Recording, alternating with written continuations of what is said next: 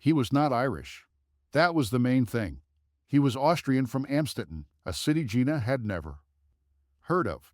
He came to them with high recommendations, greatly enhancing the reputation of the school, which now boasted a native speaker of German as well as French. However, Solange was on maternity leave that fall.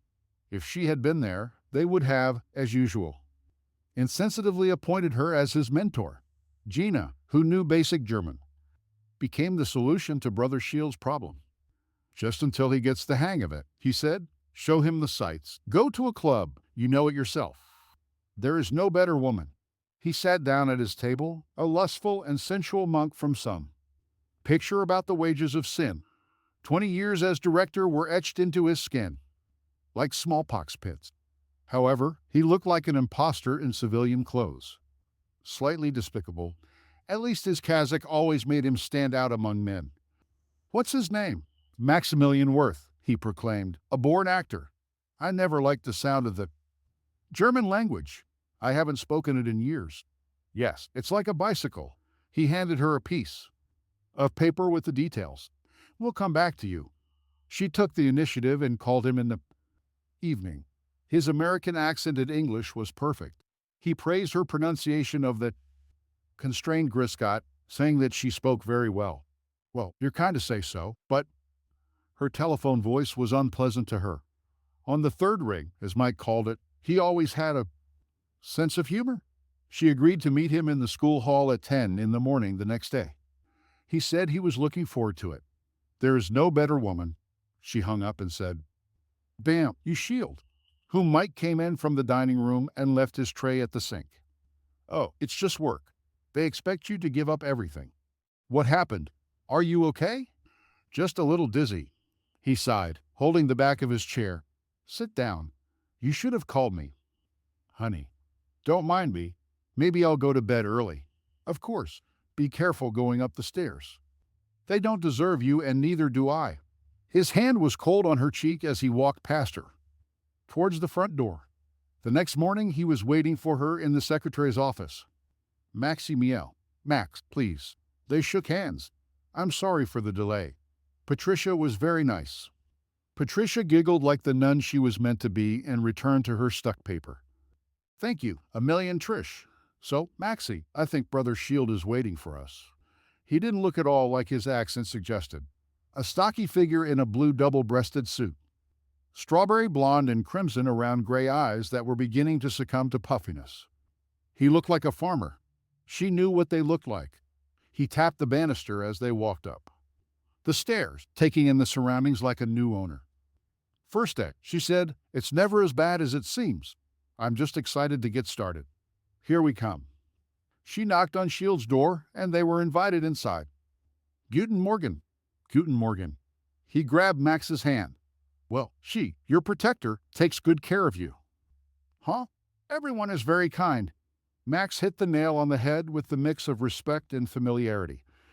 Shield did not like sycophants, but he tolerated impudence even less. It was a delicate balance. One wrong step, and it will make your life hell. Sorry about that, she said as they walked outside. He's actually not that bad. Just a bore. Sticks to his habits.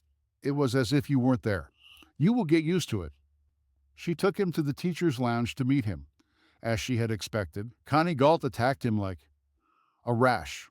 Oh, Vienna is such a beautiful city, so cultural. She was looking for an opportunity to cheat on Pat again, bored to death. Max was attentive to her, if a little embarrassed, but he managed his discomfort like a true professional. Gina watched him from a professional standpoint before she intervened and pulled him over. I think you've already met everyone. She lowered her voice. I'm dying for a cigarette. I thought it wasn't allowed, he said. My office? He relaxed as soon as they entered the hallway. Is Gina Italian? Hardly. This is from Regina. I was born right after the Marian year. My mother had to be original. Now he knows how old you are. Great. I remember this. He smiled. Many Marys. It was driving the nuns at school crazy. Trying to tell them all apart. Here we come. She apologized for the perceived confusion and directed him away from her desk to the private study chairs in the corner. Just open the window behind you. Here, take one of mine. Rothman's. He read from his cigarette. Are these Irish? English bad start. Yeah, Pummel. We have one at home too. She caught his eye on her rings and appreciated his hands. Thick. Rough fingers. More like the fingers of a worker than a teacher. He didn't have his rings. Are you the school psychologist, Gina? Yes, I am. Yes. Career guidance. I also teach some classes. Junior certificate business stages. He waited for her to finish, but her thoughts drifted away. There was something unsettling about the singularity of his attention. She pushed the ash aside and missed the ashtray by a considerable distance. Damn, I'm sorry. Let me. They both went for the dirt at the same time, but he got there first. She pulled her hand away before they touched. She looked at herself while removing her makeup and said, Have you ever heard of Amstetten? Mike, who had been in bed reading the jockey's autobiography, shook his head in the mirror. His face was stern, his glasses low on his nose. What is this? He finally said, A city in Austria. Max is from there. Who? German teacher. Did you hear? A word. Max, like that German actor. What? Actor? Schellsnell. I don't know. That Austrian? She climbed in next to him and laid down on her side. From this angle, he looked so fragile. I could have lost you, she thought. Her stomach clenched as she touched his chest under the blanket. We're so lucky. Remission's such a beautiful word. Hello? He said. Hello? Good book. Ah, he was covered in bones under his pajamas. However, he felt stronger than he had in a long time, and that encouraged her. 4 years of remission. One more and he'll be clean. Just in time for both of them to turn 50. He fought so hard they both had. He leaned over and kissed her forehead. Tired? He asked. She nodded. We'll keep our heads down. Okay, sweetie. Good night. Good night. He fell asleep before her, and she lay awake, listening to his breathing. It was a hangover from the worst nights of his illness when she feared that every breath he took could be his last. He won't die alone. I'll be here for him. She bore her fatigue without complaint. Who was she to complain about? It wasn't about her. It was about being close to him. That was all that mattered. She turned on her side and pulled her knees up. Snell. What was this actor's name? When they were dating, they went to the movies a lot. Rialto. In Limerick, so long ago, smoke fell into the beam of the projector. His arm wrapped around her shoulders, gradually pulling her closer to him. Around them, couples do the same. Sometimes. She opened her eyes and looked at them, ashamed of herself, but unable to look away. The next day, she was calm with Max. He found her during the morning tea break and sat silently, while she, not paying attention to him, continued to talk to Connie. If this upset him, he didn't show it. His calmness alarmed her. She carried the feeling of anxiety with her into her second year of business studies. She gave them a test and sat on the windowsill of the classroom, looking out at the prefab houses and the elementary schoolyard beyond. Bull Dostiford was in the next room in his English honors class. She could hear his smug monotone, the occasional lewd laughter from his followers in response to one of his allusions. Every poem he discussed, he returned to the pleasures of the flesh. This was his favorite topic. Her breath fogged up the glass. She wiped it down and watched 2 dogs, an Afghan hound and a shepherd, mating in the schoolyard. A moment later, the brother came out, ringing the bell to disperse them. Brother Crown. When he came back, he was absent. Another nervous breakdown explained away a sick leave. Problems with spiritual calling. This explained a lot. One-sided minds. This was the basis of all. Male reasoning. But it was meaningless without the kind of love she happily found. Sex always ended at some point, but love remained. Because even before he got sick, it was, Boyle, are you eating something? Miss, no miss. His mouth was black with licorice. Malignant acne, even on the scalp.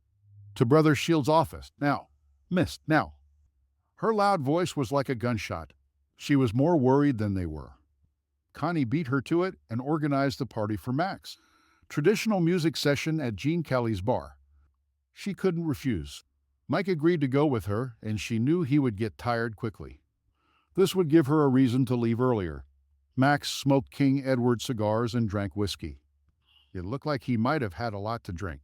He spent most of the evening in the smoking area, talking or listening to Connie, who was without Pat. The neckline of her dress didn't suit her. Except he had a fetish for melanoma. Whatever she does, a woman of 45 flirting like a 16-year-old. She took Mike's hand under the table. Cold. He's always had poor circulation. "What do you think about music?" she asked. "This is a Dee Dee Delaney nightmare. It is endless. My head is splitting with headache. Remember Kale at the motorway? I remember carrying you home." After a few of them, "You have selective memory." He couldn't think of an answer. Finally, he said, "This is my round, right? I will go." The order was large and complex. Max accompanied her to the bar. Despite her objections, "Honestly, I'm fine. I can handle it." "Please," she complied, impressed by his persistence despite himself. She couldn't tolerate the man's lack of will. "The music is interesting," he said. "That's one way to describe it. Don't you like it?" "No, I like it. It's just a little monotonous, that's all." But there's so much variety. Tension arose between them, becoming increasingly awkward as the drinks piled up on their trays.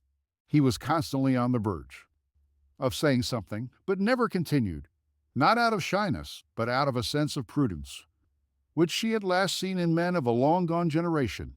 "He's not Irish. Are you married?" It came out before she even realized what she was saying. "No."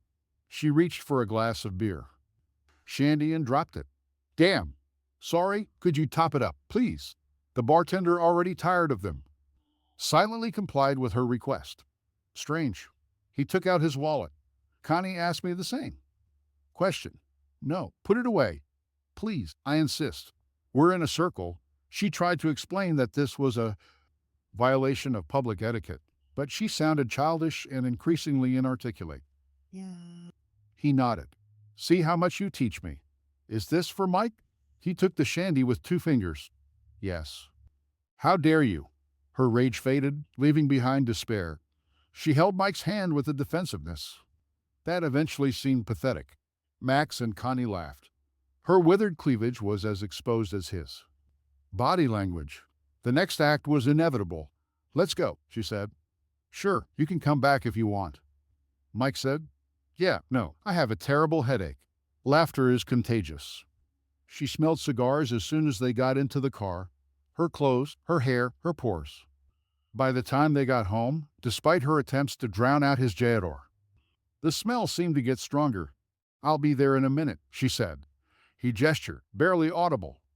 As he walked up the stairs, she went to the kitchen and pulled out the plugs from the sockets.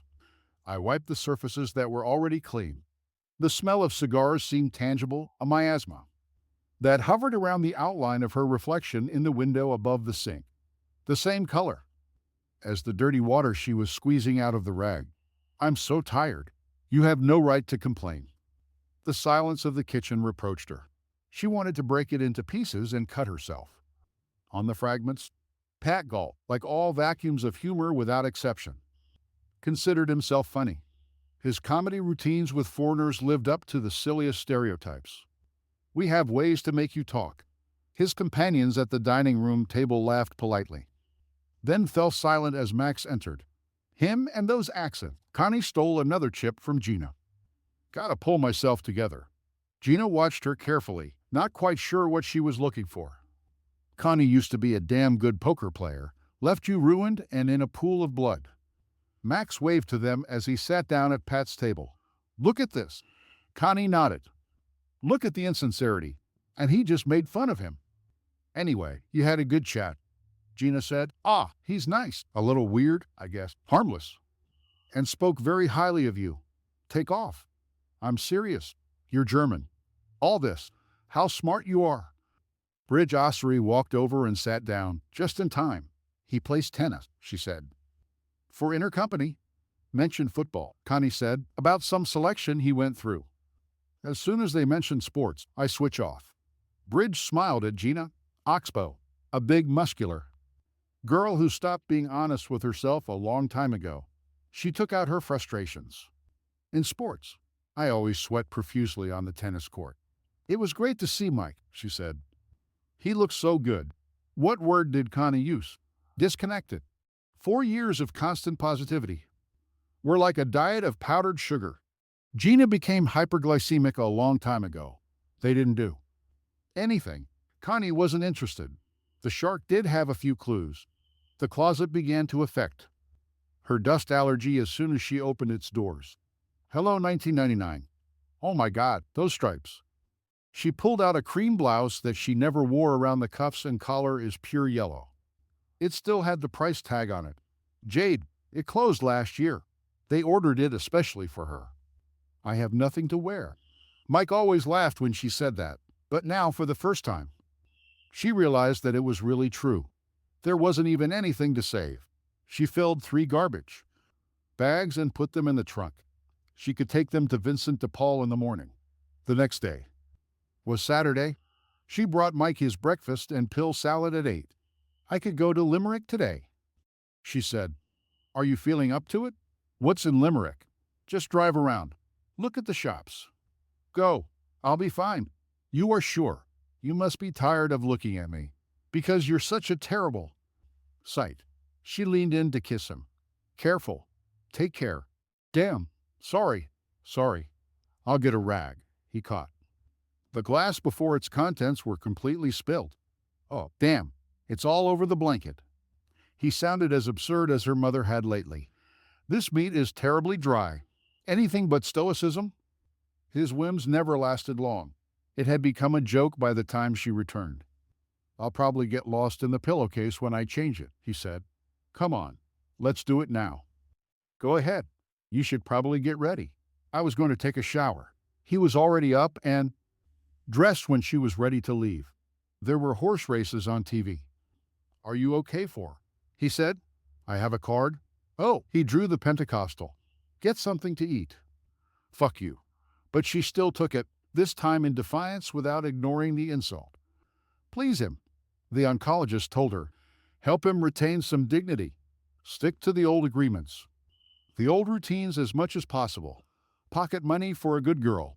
She folded the bill and put it in the back pocket of her jeans. I won't be late. Don't forget yours. Pills before lunch.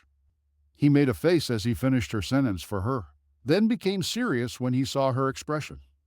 I'm only kidding, honey. I didn't say anything. It's your... Don't you dare say that. Okay? Sorry, love? You just seem a little... It's okay. She kissed his forehead. We haven't had one like this in a long time. His eyebrows were raised as if in anticipation of more domestic chaos.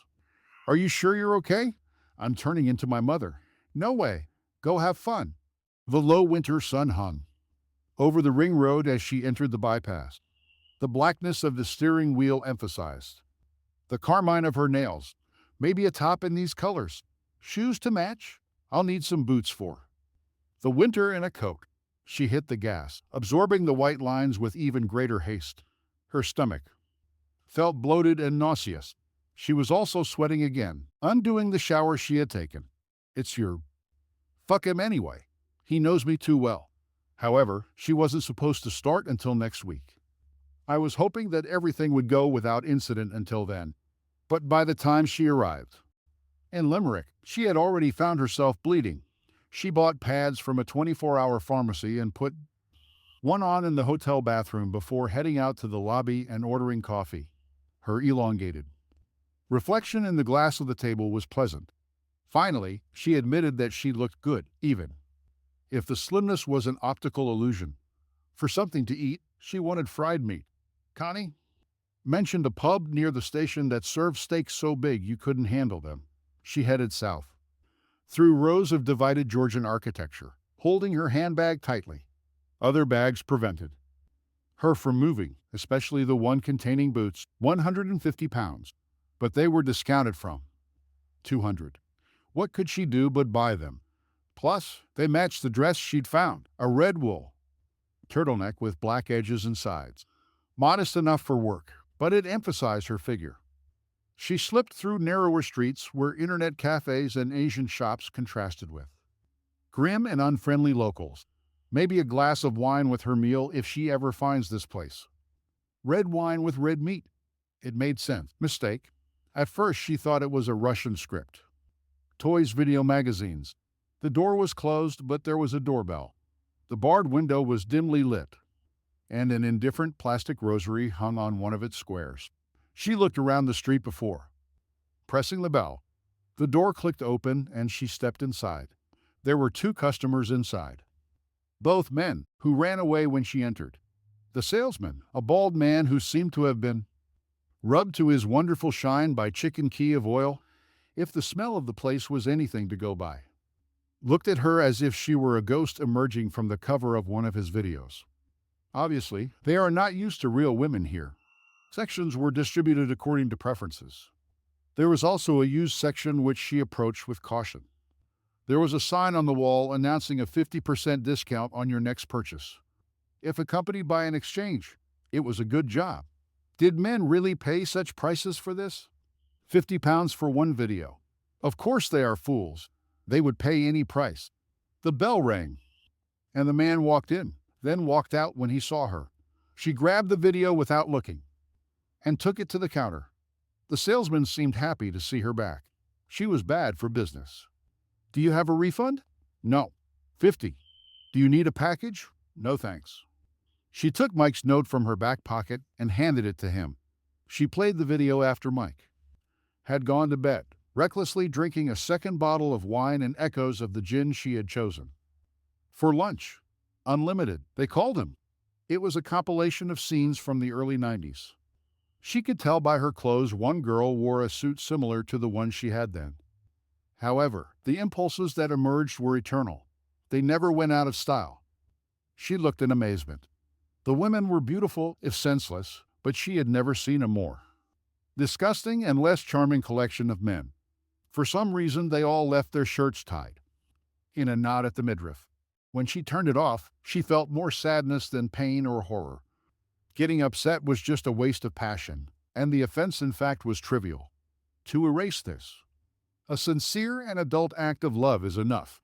She looked at the ceiling and thought. My husband, looking through memories like old Polaroids, weekends in Akel and Kilkenny. A trip to Amsterdam for their 10th anniversary. Those hung over weekend mornings in a child-free house. Husband one word before was enough to make her wet. To know him in a way that no other woman had known was a pleasure that went far beyond mere physical sensation. When they had sex, they couldn't be anything other than honest with each other. She never had to pretend. She swirled the sediment of the wine, listening to his steps upstairs. She wasn't perfect. Fatigue became a fetish that had to be appeased with 8 hours of sleep and lying down on weekends. He started wearing sweatpants to bed. His body language became defensive in his sleep. His back was to her, and his knees were drawn up as if he was hiding something shameful. She didn't care. She knew from him that he wasn't having a hard time, and she wasn't bothered by the relief she felt before falling back to sleep. Upstairs, the base of the bed creaked as he sat back down on it. Lately, he has been restless and prone to nightmares. His oncologist told her. It's not uncommon for this to happen, sometimes even years later, post-traumatic stress. There's been a can of beer in the refrigerator since summer. Take that and salt. Patty, give him time to fall asleep again. Maybe I'll sleep in the closet so I don't disturb him. He needs sleep. He needs sleep. Returning to the living room, she turned the video back on.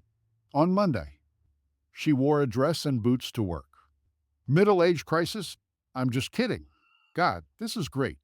Connie had been arguing with her all day. She had her hair done. Perhaps she felt relegated to the background. You don't want to know how much, Gina said. I couldn't find that pub you were talking about. Either. Mike went with you. No, I went alone. Oh, you did it now. We should do this again sometime. Take a day and go shopping. Go further. We have to. Max walked in, and he did straight to his mailbox. A handwritten letter from Austria was waiting for him. She had noticed this earlier when she was checking her own woman's hand. Thick, elegant characters. He stuffed it into his inner pocket without blinking. He came and sat down in front of them. Good morning. Good weekend. You have beautiful hair? He looked at Gina even as he said it. Thank you. Connie swelled up like a frog's neck. Pat didn't even notice until I told him. She spent the morning in her office taking calls about a job fair she had planned for next spring. It got to the point where she wanted to turn off her phone, but Mike's illness made her superstitious about it. He called her after 12 to chat. How do you feel? He said. This month is so hard for me. It's like everything inside is falling out of me. Have you accepted your constant? Yes, doctor. Are you busy? I'll let you go. No, dear. I'm still free for a few minutes. The conversation dragged on, becoming more and more thoughtless. None of them had anything to say. She looked at her journal, comparing her handwriting with the one in Max's letter. Whoever she was left-handed. One left-hander recognizes another. If you go out today, could you pay for the ESP? She said. I don't know if I'll go out today. I don't feel very stable. He will never return to work. I need to go. Someone is at the door, she said. Okay, I understand. But she had already hung up. Come in. Gina, excuse me. Do you have a minute? Max? Of course. Of course. Come in. Come in. His chair groaned as he sat down in front of her desk. If you're busy, he said, trust me. She waved her hand at the piles on her desk. This is mainly for beauty. He laughed, watching the skin of her calves as she leaned back and crossed her legs. His hands were restless, clenching and unclenching. I must apologize, he said. For what? For what? Come on. For that evening, I didn't mean to offend. You or Mike? Connie explained to me about his. I didn't know. I'm sorry. Sometimes when I drink. Oh, look, we've all been there. You couldn't know. I should have told you. My father, he had it in his intestines. Oh, God, I'm so sorry. Many years ago, he smiled, looking at the table. I was young when it's terrible when a child has to go through this. Max, look. Everything is fine. However, I was also rude to you. When I don't, I asked if you were married. I thought you got offended. Are you offended? Sorry. It means irritated. Does this have another meaning? Oh, you mean in the American sense? Yes, that means something. Completely different. He blushed, her stomach growled from the boiling acid. His discomfort was charming, but her sympathy was not without its share of sadism. Sometimes it was nice to see them squirm. Well, now you know, she said. Really? He quickly regained his calm just as quickly as he had lost it. You should let me buy you lunch today to make amends. Oh, well, I brought a sandwich. Actually, no, yes, you are right. Good, good. They shook hands. His was dry, rough, like a mason's.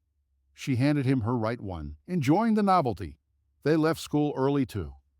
Avoid the rush and have a chance to grab a table upstairs at Tanner's away from their colleagues, who usually occupied the corner downstairs. She wanted privacy and felt that he did too.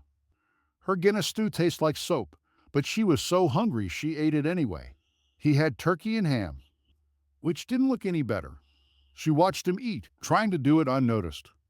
He liked his food. Halfway through dinner, he was talking about desserts.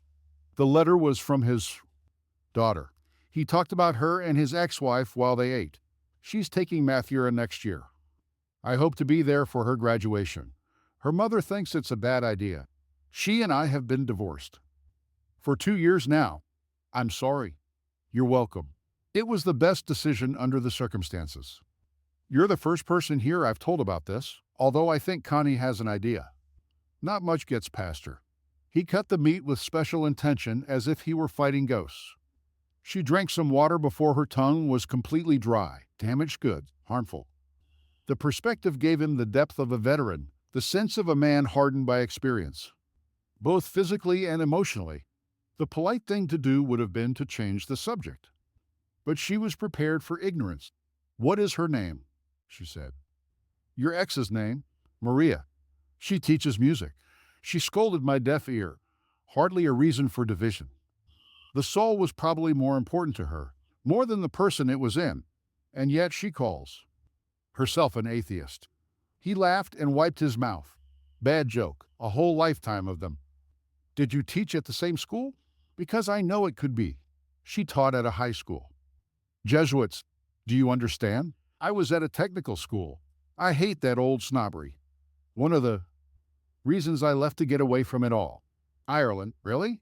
You know, I'm sure you read Heinrich. Bill, when you were a teenager. There was also Ryan's daughter. How well you know me already. Gina.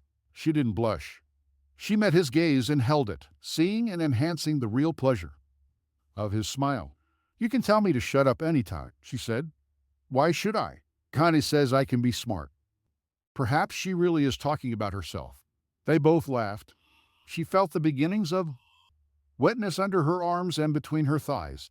His face was flushed, glowing brightly with the oil he was secreting. He made a triangle out of his wrists on the table and looked at her from over the top, pupils darkest out, harbingers of a more critical loss of control. If anyone could hear us, she threw her napkin into the plate. We're terrible. We're not that bad. They ordered coffee and orange cheesecake for dessert. When he gave her his piece of tangerine, she realized that at some point it became serious. It was nonsense. They were always the most eloquent. Play, Mike said. Where did this suddenly come from? Is that the theater in the old Rialto building? You liked it there that time we went there? When were we in? Everyone is praising this. Head of Gabler. I thought it would be a nice change. What day will it be? Friday. He seemed to go down just as she had expected. No matter how well he knew her, she knew him better. What should I do with the tickets? She said. How much did they cost? They weren't expensive. Maybe Connie will come with you. Sorry, honey? When I feel better. Are you okay? But you were healthy enough to go to Punchestown. She was pleased with the outcome, so she pushed her anger aside. She watched Max from the balcony, above the lobby when he arrived the next morning. What if he says no? All these lies will definitely be revealed. Doesn't lying have its charm? She pretended to bump into him at her office door and invited him inside. Are you busy on Friday night? She said. We have an extra theater ticket. Mike would like to really get to know you. Friday. He didn't seem very confident. She felt like she was back at a school dance, wanting her friend's older brother to ask her to dance. If you already have planned, which play? Head of Gabler. I saw this at home once. I'd like to see it in English. Well done. Mike will be delighted. Could we pick you up around 6? Do you know where I live? She pretended not to know. She told Mike she was going with Bridge. She was a safer option than Connie. Mike and her didn't get along, so it was unlikely that they would talk. Of course, he had to try to one-up her by organizing his plans. George will come by. Friday evening, he said. Noble of him. Do not start. I'll start. The whole time you were sick. Where was he? Never showed up at the hospital. He's in Brussels. He's not there all the time. Connie and Pat met him and Polly at Garin Park. There wasn't even a call. He is busy. He didn't care. Good friends. At least I have friends. I also once had. She had to stop herself from saying that. She covered the bathroom mirror with a towel while taking a shower. It was a superstition passed on to her by her mother, and which she had maintained since she was a girl. She never asked about his rationale, although she could imagine the body was an insult to the precious sight of the soul. Vanity was the guardian of death, something life-giving. When she stepped out of the shower Friday night, the mirror on the door was open. If foggy, she rubbed it from top to bottom and looked at herself as if for the first time. She ran a hand along each side and turned to the side. A life lived was an accurate expression, but the more she looked at her reflection, the more she began to see merit in it. He wants a woman. He wants you. The drops on her skin sparkled like pearls in the dirty light. Black linen, freshly washed. A gold ankle bracelet that she had forgotten existed. The sharpness of her cheekbones was emphasized with every stroke of her makeup brush. Her hands were confident, although it had been many years since she had paid such attention. The pleasure was as much in the craftsmanship recreated as in the result. She understood the sublimity of makeup, how it attracts the artist lost in the heart of every man. They can be such squeamish creatures, so easily turned away. They all pathetically crave the ideal. God will forgive the flesh and blood of a woman for the fact that she actually exists. She hesitated before tracing her lips. Last time she overdid it and ended up looking like a guilty child at a chocolate fountain. She thinned her lips and sent a reconnaissance pencil stroke. Before deciding against it, what if it looks funny? What if he thinks you're funny? However, it is better not to take risks. The shine will be quite sufficient. Pink, with crystals like grains of sugar. They made them plump, just like sugar. She didn't need to be reminded. You look good. Jesus, you scared me. I knocked. Mike raised his hands. You were in your own thoughts. He sat down on the bed with a sigh, trying not to sit on the clothes she laid out. Are you meeting Bridge there? I'll pick her up. What time will George come? He didn't say. He said he'd call when he was on his way. How do I? She turned to face him. I already said you. Look good. I won't say it again. Give me that bag, honey. No, the makeup bag. His hands were shaking, but that was nothing new. However, its frequency was strange. He knows? No. How could he? Don't be so paranoid. I saw this play, he said. She sounds like a real bitch. Oh, does she remind you of someone? Don't flatter yourself. Anyway, I'll wait for the movie. This will be the best. It will be easier to swallow.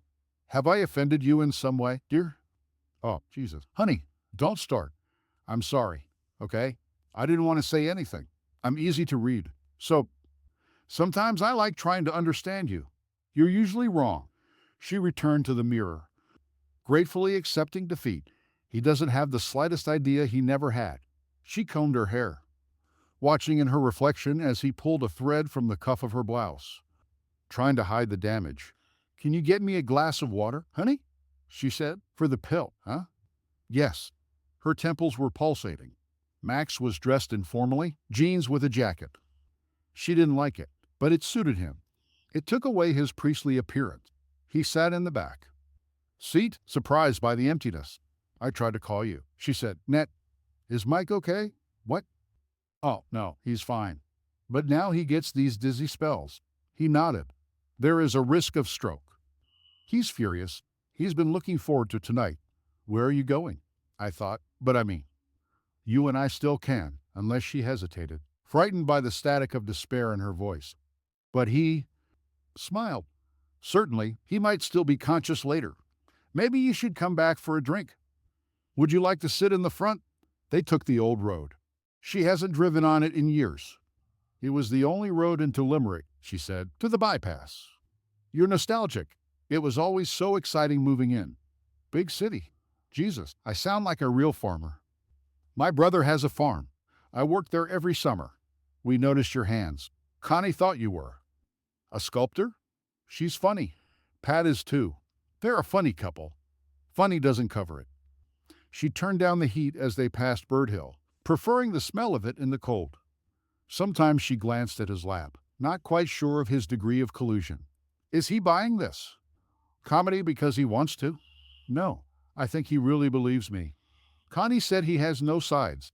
The condensation along the edges of the windshield was like a carved frame around the darkness behind. They're headlights.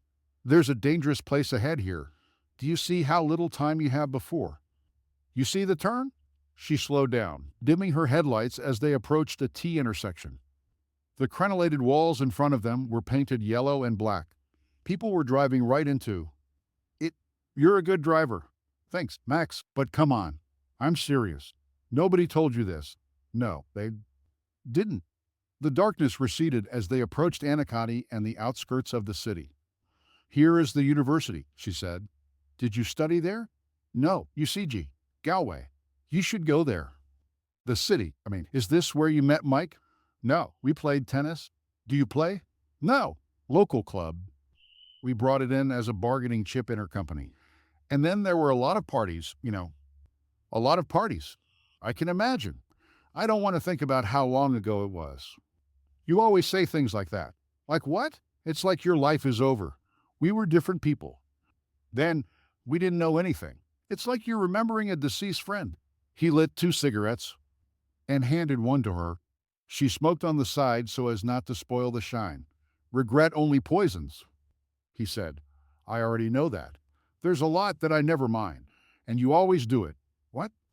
Just say what you were going to say. It's okay. I'm hardly in a position to judge anyone. He fell silent, looking away at the suburbs disappearing behind his side mirror. She wiped her hands on her coat as they waited for the green light. You offended him. You fool! Could you be a blunter instrument? However, when he turned to look at her, he was smiling, barely noticeable. But that was enough. The theater bar was almost empty. The scattered art students and English teachers are drama buffs, unfaithful writers, dogs trained to drool at the sound of brass weekend. Cultural apps. What will you drink? Max said. Can I have Jameson? Just with water? She found a secluded place near the radiator and took out her mirror. The mascara was falling off, and the foundation was crumbling.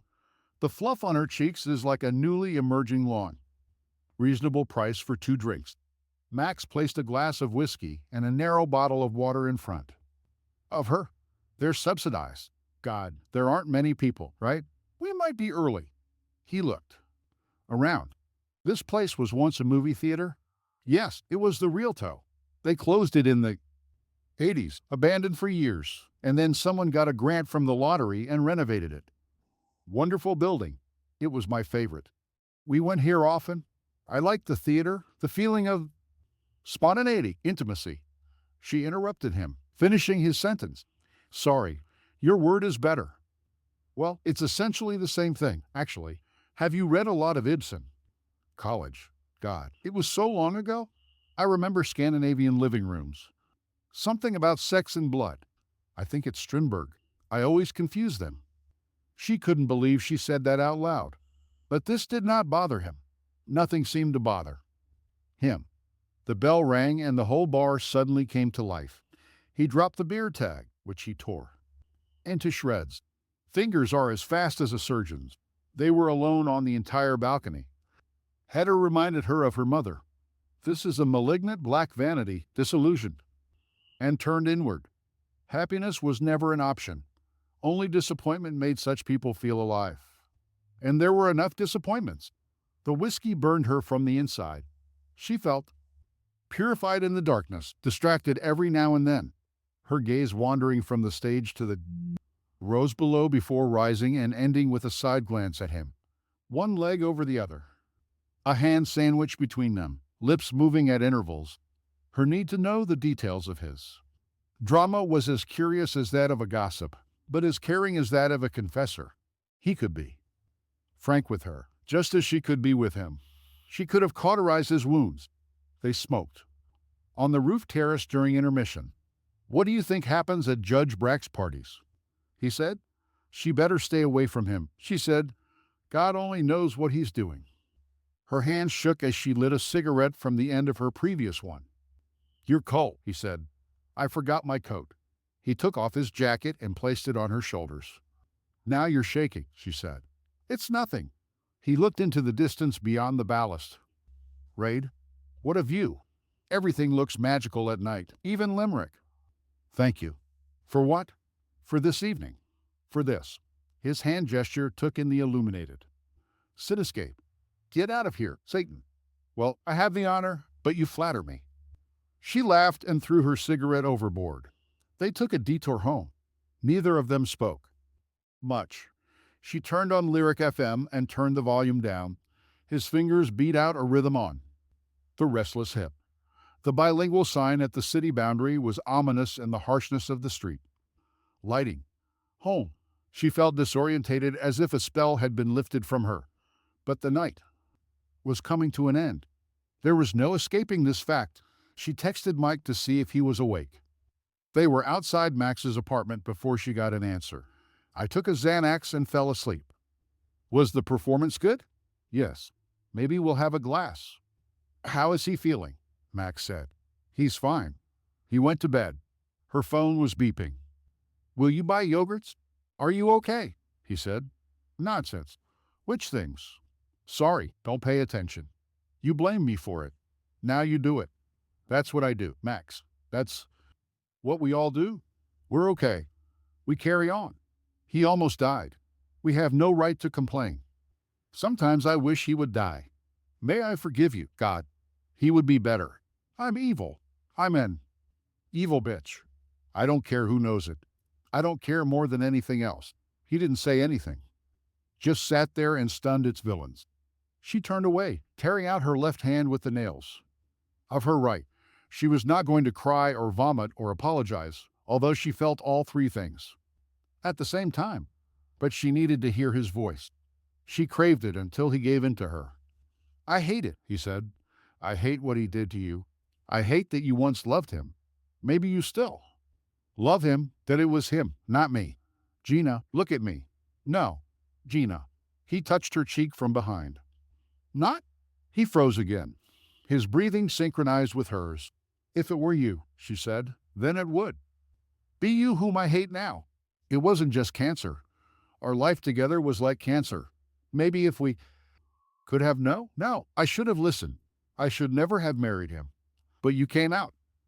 And then one day, many years later, you realized that all this time you have been deceiving yourself, that you were never really in love, and that you will soon die alone, like this false object.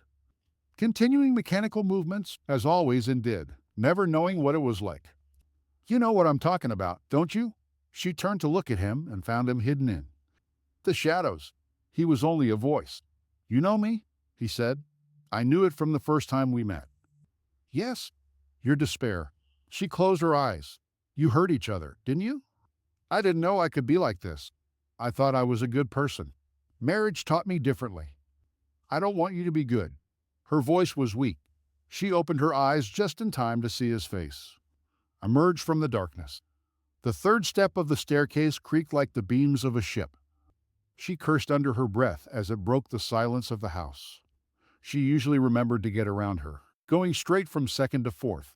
Please don't let him be at the top. She peered over the railing when she was almost at the top, checking for light. Beyond the bedroom.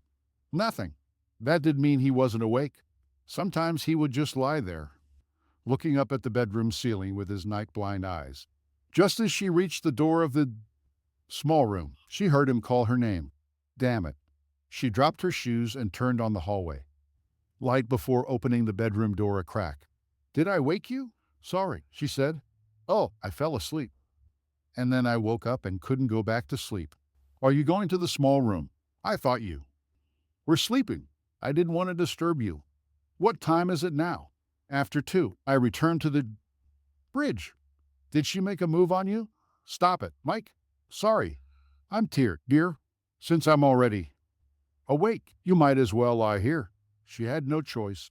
She entered the bedroom, trying to hide her equestrian gait. He turned on the table lamp and sat down. Where did you go for a drink? He said. Oh, Tanner's. Where else? She kissed his forehead. I noticed the twitching of his nostrils. He doesn't know anything. He knows absolutely nothing. You must have been drinking a little.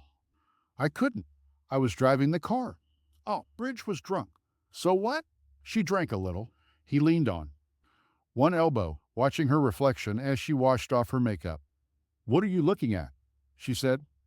I love watching you do it. You're like an artist. Artist? Xanax still works, right? I'm serious. It wasn't easy for you, was it, love? I'm sorry. For what? For everything. For all of this. It's not your fault. You got sick. I know, but I don't tell you that often enough. Saying what? How blessed I am to have you.